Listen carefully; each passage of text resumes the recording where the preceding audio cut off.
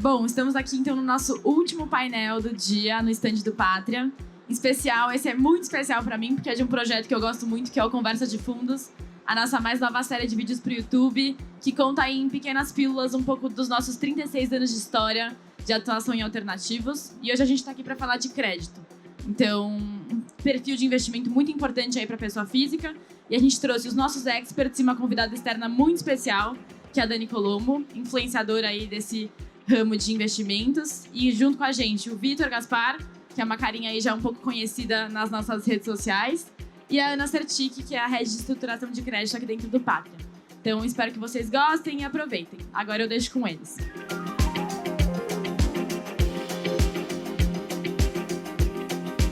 Muito obrigado a todo mundo que está participando aqui hoje. Essa é a nossa 12ª conversa de fundos, mas é a primeira que a gente faz ao vivo, então eu já peço desculpa desde já se errar alguma coisa. Se o microfone apitar. Exatamente. Pra gente é um prazer ser parte desse processo de ir explicando para vocês o que a gente faz no nosso dia a dia aqui no Pátria. E às vezes a gente tem dificuldade nesse contato, em conversar com o investidor pessoa física. A gente está aprendendo, mas hoje a gente chamou aqui uma das principais influenciadoras de investimento do Brasil, que é a Dani Colombo, que com certeza vai nos ajudar muito a passar a mensagem para vocês. E a Ana Sertic, que já participou de outras conversas também, que é a nossa head de estruturação de crédito no Pátria, no Brasil. A Dani conversou com alguns dos seguidores, dos clientes dela, e a gente tem algumas dúvidas deles que a gente vai usar para guiar a nossa conversa. Então, Dani, muito obrigado e fique à vontade. Bom, obrigada aqui pelo convite, foi um prazer estar participando aqui com vocês. E eu queria trazer um pouquinho hoje sobre algumas perguntas, dúvidas principais sobre crédito privado, principalmente de pessoa física, né? E antes, para começar já a abrir esse painel, eu queria saber o que é crédito privado para todo mundo aqui estar na mesma página e entender. Vamos lá. Bom, quando um cliente seu, uma pessoa física, compra um título do governo, na verdade ele está emprestando dinheiro para o governo. Quando ele compra um CDB de um banco, ele está emprestando dinheiro para um banco. Quando ele compra um crédito de uma empresa, é um crédito privado. Então, nós trabalhamos na nossa casa visando proporcionar crédito para empresas, seja elas de diversos perfis e portes e categorias, né? Tem empresas que são de capital aberto, tem empresas que são de capital fechado, tem empresas limitadas. Então, esse universo de crédito a gente chama de crédito privado. E eu acho que é importante, até algo que a gente estava conversando, essa questão, ocasionalmente vem algum assessor, alguma pessoa aqui me perguntar, mas é a hora do CDI ou é a hora do IPCA? Eu acho que é importante colocar que o nosso jogo aqui, que é um jogo de longo prazo, é um jogo de juro real. Ou seja, se você tem uma inflação de 5% ao ano e um juro real de 5%, o seu CDI é 10%. E no longo prazo, esses indicadores, eles deveriam convergir. Então, é algo que fica para quem faz portfólio, para quem assessora os investidores, mas a gente não tem uma preferência de IPCA ou CDI no curto prazo. Eu acho que você escolher um dos dois acaba sendo perigoso e você se expõe a riscos diferentes. Então, isso a gente terceiriza para a gestão de carteira, por isso que é importante também contar com uma assessoria profissional. Legal. E como que a gente consegue usar a estratégia de crédito privado, né? E até explicando um pouquinho, a Pátria tem tem fundo alternativo e esse fundo é de crédito privado. Você pode explicar um pouquinho como é que funciona a alocação desse fundo que você tem e falar um pouquinho como é que eu posso usar no meu portfólio essa estratégia? Legal. Vamos lá e, Ana, fica à vontade para me complementar também. Quando a gente fala de investimento alternativo, e foi até engraçado, alguém perguntou, mas investimento alternativo você não investe em crédito? Porque fica na cabeça das pessoas o investimento alternativo como uma coisa muito exótica, né? Você está investindo em tokenização, obra de arte. É alternativo também, mas não é o alternativo core aqui da casa. O que a gente encara como alternativo é todo aquele investimento que não é investimento típico, não é uma ação que está na bolsa, ou até a debênture de uma companhia que você pode comprar em bolsa. É um investimento um pouco mais estruturado, é um investimento em empresas. No Pátria, a gente concede crédito para empresas médias, para empresas que têm algum nível de governança, que não são muito alavancadas, mas tipicamente ainda não acessaram o mercado de capitais, ainda tem esse crédito de curto prazo bancário.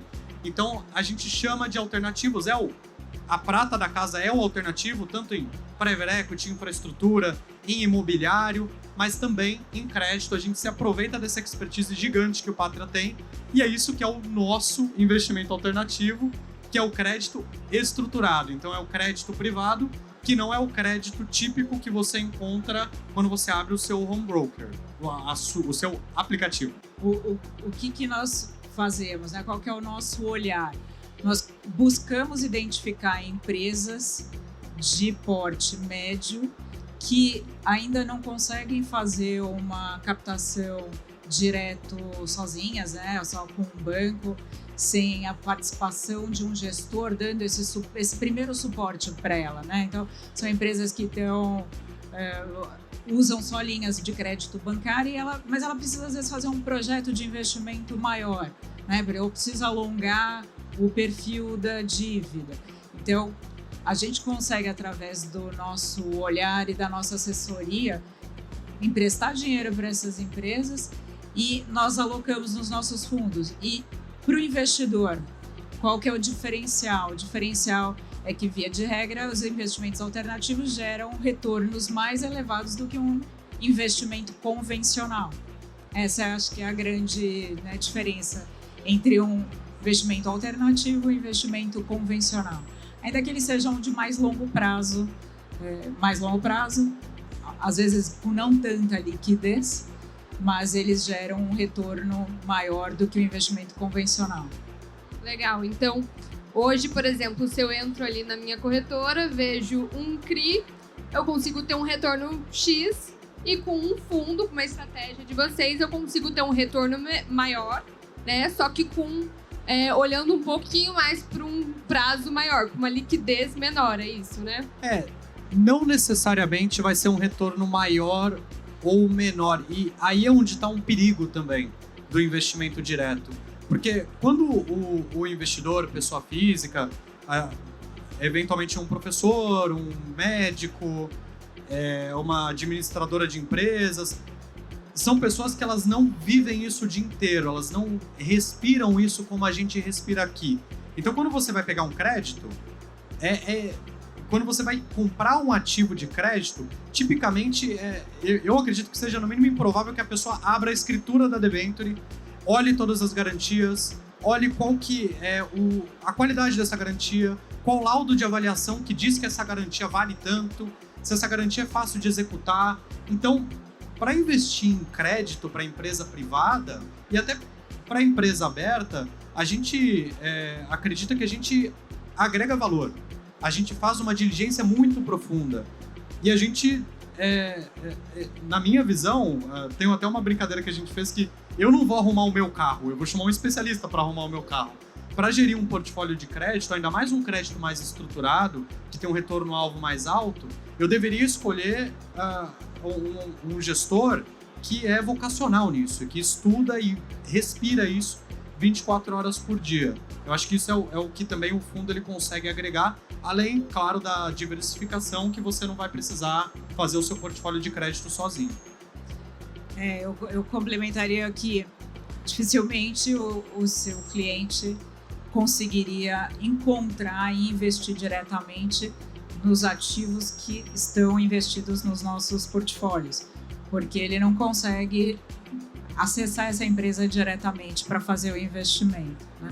Agora, você comentou do CRI, né?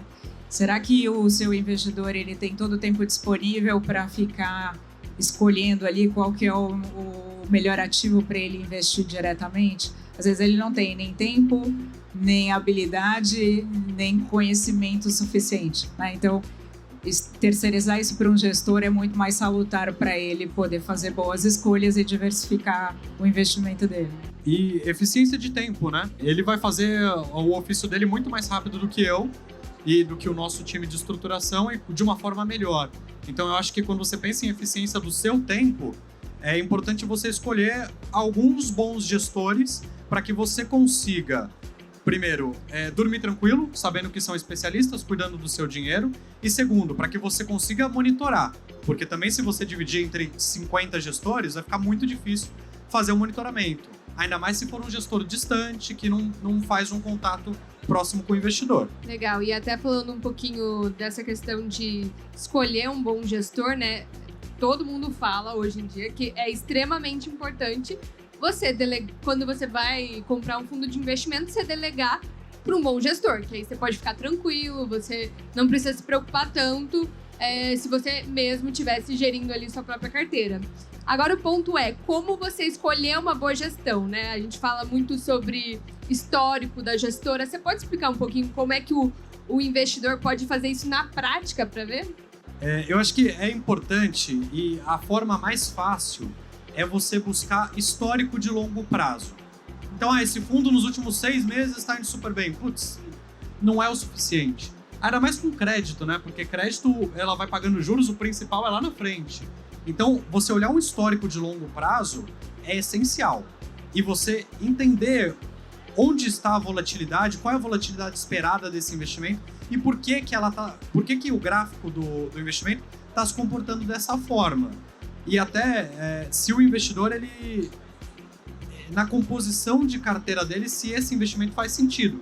Se ele está disposto a abrir mão dessa liquidez, se ele está disposto a correr essa volatilidade, e o histórico diz muito. Então, você pegar por exemplo, eu vou ter que puxar aqui para o Pátria, não tem como, né? A gente tem 35 anos de história, faz muito tempo que a gente faz o que a gente faz. Então, isso traz um conforto. E não é só o Pátria. Tem alguns bons gestores aqui no Brasil que trazem investimentos de classes semelhantes às nossas e que muitas vezes são até complementares. Então, por exemplo, numa carteira de crédito mais líquido, de crédito mais estruturado, ele deveria escolher no mínimo uns 3 gestores. Eu não acho que mais de 5 também não. Mas alguns bons gestores, porque você diversifica entre gestores, entre classes de ativos. E um último ponto que a Ana comentou também, que a gente consegue oferecer um investimento que acessa empresas que o investidor não acessaria. Isso não é só exclusividade, isso é reduzir correlação. Então, quando você reduz a correlação entre os seus investimentos, você consegue otimizar, ou seja, reduzir o risco para o retorno que você vai ter. Isso é otimização de portfólio, isso é a base de um investimento bom de longo prazo. E acho que também, Dani, é importante, né, o retorno que a gestora dá para o investidor, né? Se ele está atento, se ele recorrentemente presta contas para o investidor, explica sobre os fundos, explica sobre o portfólio, explica sobre os retornos dos fundos. Então, acho que esse contato entre o gestor e o investidor também é muito importante para que o investidor saiba fazer boas escolhas, né? Essa proximidade, essa transparência em relação aos investimentos que aquela gestora está gerindo para ele, né? Legal. E até falando um pouquinho mais sobre risco, isso é uma dúvida muito comum que eu vejo, que a galera ainda não entende tanto qual é o risco de investir em um fundo alternativo. Aqui no Brasil, na minha visão, a gente tem talvez uma distorção, né? Porque você tem aquele investidor que ele investe em poupança e em ações. Ou seja, ele pulou todo o espectro do risco-retorno. O crédito, quando a gente concede crédito, a gente não precisa que a empresa cresça muito. A gente só precisa que ela não quebre enquanto ela ainda te deve. Se ela quebrar depois também, claro que a gente... um disclaimer aqui, quando a gente concede crédito, a gente quer muito que a empresa vá bem e que ela comece a captar mais barato, porque isso gera até lucro para o nosso fundo. Mas o crédito, por natureza, ele é menos arriscado do que o equity, que é a ação. Então, nesse espectro risco-retorno, você começaria no risco soberano, que são os títulos IPCA+, e títulos do Tesouro, e aí você vai vindo para crédito de empresas AAA, crédito mais líquido, e você passa por esse alternativo que às vezes ele está até antes das ações, mesmo que sejam das ações das principais empresas, no espectro risco-retorno deveria fazer sentido para o investidor. E acho que de um ponto de vista de risco de crédito, a Ana vai conseguir dar um background muito mais detalhado do que eu. buscamos sempre fazer estruturas envolvendo garantias, e aí a gente tem um rol de garantias que a gente utiliza nos nossos investimentos. A gente privilegia garantias mais líquidas, recebíveis, às vezes uma máquina, dependendo da empresa ou o segmento onde ela está, a gente então identifica quais seriam essas garantias mais líquidas ou não. Imóveis, né, eventualmente a gente também considera, mas o mais importante, né, é não só a gente saber que tem aquela garantia e contar com aquela garantia, mas fazer uma diligência sobre aquela garantia antes da gente conceder o crédito. Então, toda a documentação que está por trás de cada uma dessas operações, a formalização correta dessa documentação é muito importante se você eventualmente precisa executar essas garantias por uma falta de pagamento da empresa. Mas é que assim, o investimento alternativo ele também não é só o crédito propriamente dito, né? Assim, investimentos em infraestrutura faz parte dos alternativos. O segmento imobiliário faz parte dos alternativos. Empresas que ainda são pequenas e precisam de recursos para crescer. Então, a gama de alternativos é bastante ampla e a nossa casa tem um leque de produtos voltados para todas essas possibilidades de investimento. Eu acho que só um último ponto que vale a pena comentar é um risco que existe, e a gente viu ele se materializar há alguns anos no Brasil, é o risco de fraude. Esse risco de fraude, ele é um risco que ele sempre existe, e como que você mitiga o risco de fraude? Da empresa não estar fraudando um balanço, ou de você ter um recebível que na realidade não existe. Diligência detalhada. A gente costuma contratar terceiros especializados para auditar recebíveis. A gente só investe em empresas que são auditadas por uma das grandes agências. A gente costuma, para praticamente 100% das nossas operações, a gente busca o rating, que é a classificação de risco, por uma agência internacional. E a gente faz toda a modelagem dentro de casa também, porque a gente sabe que isso não é suficiente. A gente viu isso em 2023, né? Empresa AAA que tinha fraude no balanço. Então tem que tomar muito cuidado e encontrar gestores vocacionais que cuidam, acho que até neuroticamente, do dinheiro na hora de escolher para quem que vai emprestar. E também, né, tomar o cuidado de, na hora que você está emprestando, você ver e analisar qual que é o nível de alavancagem daquela empresa. Uma empresa que já tem muita dívida, às vezes aquela nova dívida fica muito mais difícil dela pagar depois, né? Então você tem que tomar muito cuidado com o grau de alavancagem de cada empresa e a geração de caixa que ela produz com aquele dinheiro que ela toma de você para poder, né, realizar os investimentos, gerar mais renda, retorno e poder pagar o empréstimo que ela contraiu conosco, né? Eu vejo que tem investidor que acaba entrando ali na corretora, vê por exemplo, um CRI que está pagando, sei lá, 15% às vezes. E acaba olhando muito mais a taxa do que acaba olhando o retorno, né? Porque quando a gente pensa em renda fixa, apesar de que tem os seus riscos, a gente sente que é mais seguro que renda variável, né? Que ações, enfim. E aí tem muito investidor que cai nessa de achar que não vai acontecer comigo, né? Não vai ser justamente o CRI que eu comprei, né? A empresa ali que vai me dar um calote, né? Aí eu queria que vocês falassem um pouquinho como é que é feita a seleção das empresas, né? Como que vocês selecionam as empresas que vão entrar no portfólio, que vão trazer essa segurança para vocês. Olha, Dani, para a gente tomar decisão de investimento, a gente chega a olhar 50, 100 operações por ano para escolher 2 ou 3, né? Quer dizer, o processo seletivo tem que ser muito rigoroso, né? Então, acho que o primeiro olhar é escolher os setores, né? Eu acho que daí cada gestora tem um perfil. A gente busca investir em empresas que também já estão na nossa casa através do segmento de Private Equity. Isso porque a gente tem um conhecimento setorial muito grande dentro de casa e nos ajuda a tomar decisão de crédito. Então, a gente vai... O Pátria investe no agronegócio, em infraestrutura, segmento imobiliário, dentro do segmento de private equity também na tese de saúde, uma tese de supermercados, enfim, logística. Então, a gente busca dentro de casa muita informação setorial que nos ajuda a entender o momento do setor. Esse é o momento da gente fazer um crédito, da gente emprestar dinheiro para uma empresa. Então, acho que esse talvez seja um dos primeiros elementos que a gente considera. Quais são os setores chaves que a gente entende como resilientes, né? Não setores que são voláteis à medida que a economia esteja melhor ou pior, mas setores resilientes.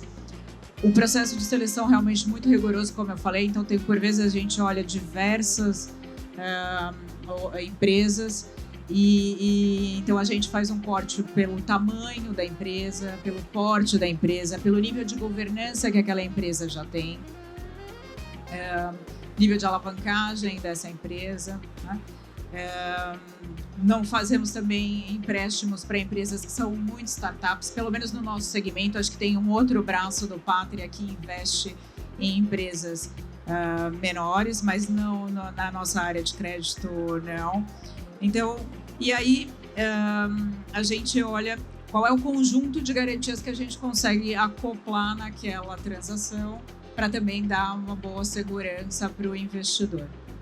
E eu acho que isso que você falou é curioso, né? A gente, até quando a gente lançou o nosso fundo, a gente teve um pouco de dificuldade de cristalizar isso para o investidor, porque no final do dia, tudo é um jogo de risco-retorno, né? Se está aparecendo um retorno alto, o mercado deveria estar percebendo um risco relevante para estar exigindo esse retorno. Então, você escolher pessoas que conseguem otimizar a relação risco-retorno, maximizar o retorno para o risco que você corre, nos mais diferentes espectros, é onde está o dinheiro de verdade de longo prazo. Então, o ativo de situações estressadas, ele é ruim? Depende de quanto você está pagando. Tem gestores que fazem isso muito bem. São especialistas em ativos estressados, empresas em recuperação judicial, e ganham muito dinheiro consistentemente através do tempo. Então, quanto de risco esse investidor está disposto a correr? E o investidor pessoa física, eu costumo dizer isso, ele vê CDI mais 6 e vê CDI mais 3. Ele quer CDI mais 6. Você nem falou para ele o que tem ali, ele já está querendo CDI mais 6. Mas aí você tem que ver qual é o perfil do seu investidor, né? E o grau de classificação dele. Ele é um investidor qualificado, profissional, ou ele é um investidor de varejo, né? Qual a categoria dele, né? Quanto de recursos ele tem disponíveis para investir, e aí ele se classifica numa dessas 3 categorias, né? Mas também qual é o perfil dele? Ele está disposto a correr mais risco ou não? Ele é um investidor mais conservador, né? Eu acho que até isso acontece, né? Mas mesmo que o investidor tenha um perfil conservador, ele não entende isso e resolve ir para o mais arriscado, porque vê dinheiro ali, vê uma rentabilidade melhor, ele fala, não, é isso que eu quero, uma rentabilidade boa. E acaba não considerando os riscos, né? Então é extremamente importante levar em consideração o risco e alocar a carteira de acordo com uma porcentagem menor para o que é mais arriscado, uma porcentagem maior para o mais seguro, né? Eu acho que é até um pouco do conteúdo que você produz de mostrar para ele que não é uma corrida de 100 metros. Você não vai ficar rico ali. É uma maratona e exige disciplina, né? Eu acho que a disciplina, até a disciplina de poupar, né? Um pouquinho cada mês e aos poucos aprendendo e diversificando a carteira, né? É super importante para ter um bom volume de recursos lá na frente. Eu acredito que o investidor, se ele começa muito afobado querendo taxa, uma hora ele vai entender que o jogo não é assim, né? Que não dá para só buscar taxa, rentabilidade, porque uma hora não vai dar certo essa estratégia, né? Ele vai aprender. Ele vai perceber que precisa diversificar a carteira, precisa ter um pouco de segurança ali, um pouco de coisas que gerem mais retorno, só que acabam tendo um risco maior também, né? Um último ponto que eu queria explorar com vocês aqui é a questão do risco de liquidez. Porque, geralmente, eu falei, né? O investidor ele vê CDI mais 6, CDI mais 3, ele quer CDI mais 6. Ele vê um ativo ou um fundo com liquidez de 1 ano e vê um fundo com liquidez de 10 dias E para ele, necessariamente, quanto mais longe está o resgate, maior é o risco. E a gente sabe que essa relação ela não é perfeitamente simétrica. Às vezes o investidor ele acha que ele precisa do dinheiro no curto prazo e não precisa. Ele deixa anos num fundo D30 e acha que está super protegido. E às vezes esse investidor ele está correndo um risco até do próprio gestor conseguir desinvestir numa pressão de liquidez. E o investidor que não precisa da liquidez, ele deveria capturar esse prêmio. Porque existe um prêmio para você deixar o dinheiro mais tempo. Por isso que o fundo mais longo paga mais. Não necessariamente porque ele é mais arriscado, mas porque ele exige uma estratégia que permite dar conforto para o investidor e permite também que ele se proteja dele mesmo. Porque o investidor mais nervoso, ele quer ficar investindo e desinvestindo nos momentos de maior euforia, né? Que não necessariamente são os momentos mais adequados. Mas acho que também é importante dizer, a organização dele como investidor, né? Ele saber quanto ele ganha, quanto ele consegue poupar, quanto ele precisa gastar de despesa, quanto ele precisa de dinheiro realmente para usar dentro do mês, né? Então é aquilo que ele deveria deixar numa aplicação de curtíssimo prazo, né? A liquidez dele, ter uma reserva, né, de emergência, né? Se ele perde o emprego, quanto que ele vai deixar de reserva? Então ele deveria seguir uma disciplina e uma organização para saber, né, realmente a necessidade dele de curto prazo, de médio prazo e de longo prazo, né? E com isso ele poder saber do montante de recursos que ele tem disponível para investir, como ele diversifica, né, dentre as opções que ele tem, dada também a categoria que ele se enquadra, né? Exatamente. Acho que cada estratégia ali na sua carteira vai significar algo. Então, você vai ter ali para curto prazo um fundo com liquidez diária para você poder resgatar a qualquer momento, que vai ser sua reserva de emergência. Você vai ter suas metas de curto e médio prazo, enfim, quer comprar um carro, quer fazer uma viagem. Então, você vai colocar em um fundo desse, né? E ali para sua liberdade financeira, pensando em um horizonte ali de acima de 5 anos, aí você pode pensar em coisas mais arriscadas, né? Construção de patrimônio, né? Exato. E também dependendo da idade que ele tem, né? Se é uma pessoa mais jovem, pode arriscar um pouco mais. Quem tem uma idade um pouco mais velho, às vezes tem um outro perfil, né? Já não quer arriscar tanto, né? Quer mais segurança, quer mais segurança no patrimônio, né? Conservar patrimônio, né?